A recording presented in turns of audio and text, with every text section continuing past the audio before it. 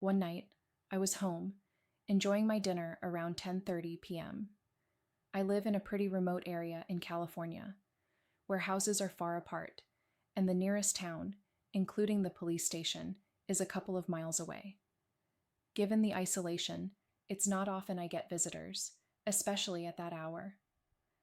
So, imagine my surprise when there's a knock on my door. Thinking it might be a package delivery, I get up and open the door. Standing there are three men in grimy yellow hazmat suits, complete with face shields.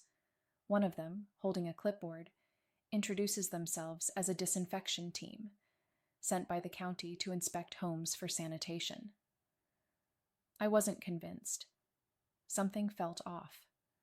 I told them to hang on and called my neighbor to see if they'd heard about any such inspections. They hadn't, and they suggested I ask for some official documentation or call the police.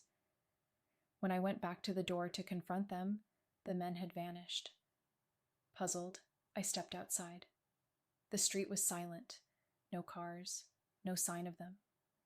The whole thing felt eerie, but I decided against calling the police. Instead, I locked up, closed all my windows, and went upstairs to unwind with some TV. An hour later, I was still watching when I heard a commotion outside. Something clattered on my patio, which sits just below my bedroom window. Curious but cautious, I leaned out the open window to take a look. My heart nearly stopped. I spotted one of those hazmat-clad guys fiddling with my back door. I shouted, "Hey!" Police are on their way.